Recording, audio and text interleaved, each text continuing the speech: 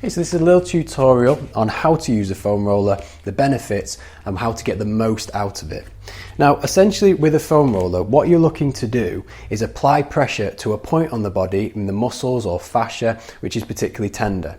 Now, that area may be tender due to the fact that it's either overworked because it's doing more than it should be due to a muscle or joint that is weak or unstable, or that it's underworking because of a weakness or a tightness elsewhere. So what this is essentially doing is that you want to increase body awareness to this position. So by placing the foam roller on a point which is tender, you're sending a signal to the brain to make the body more aware of that area. Then what you want to do is you just want to encourage that area to be ironed out. So think of it literally like a paver roller going over something and ironing it out. Now, whether this has a long-term effect depends on what you do next.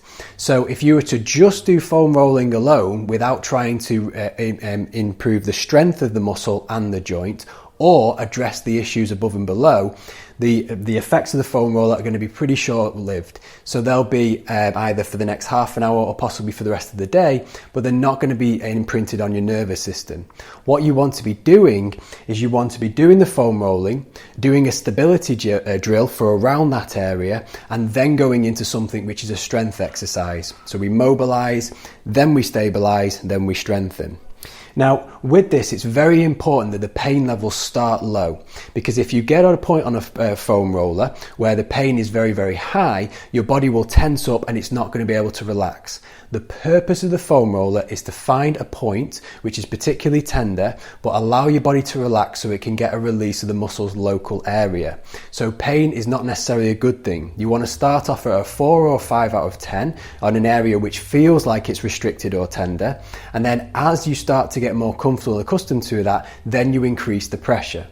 Now, when using the foam roller, the way you position your body is key, because there is no point in trying to mobilize something in your lower back or in your thoracics if you're just hanging onto your neck because you're holding onto your head in that position.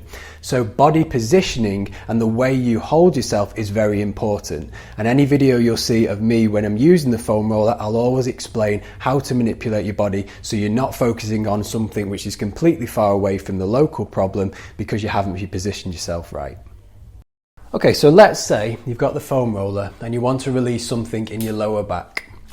So if you go into this position and then you were to find a point and you move to the side and it's very, very tender, you might find that the pain is going to be either an 8 or 9 out of 10.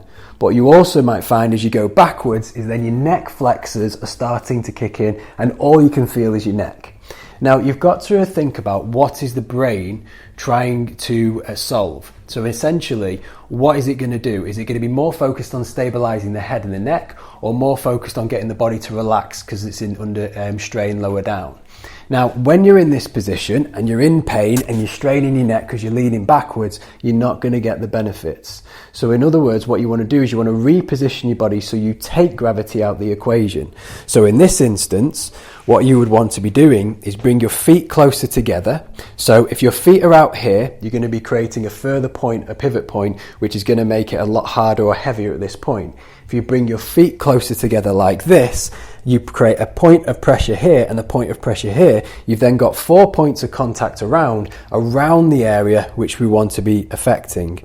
Now, what you want to do as well is if you lean back, your neck flexors are going to work. So in a way of getting those out of the equation, you need to be more upright and get the top of your head right the way through, so gravity is going through and not getting the neck flexors to working concentrically. So you'd want to position yourself in like so, bring your head forward, look for the similar point, and then just slowly apply the pressure like so. So what have we done here?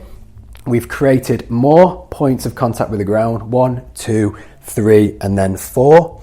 We've taken ourselves more upright, and then we can be a lot more accurate and slow and controlled, and then roll down to where we find the point.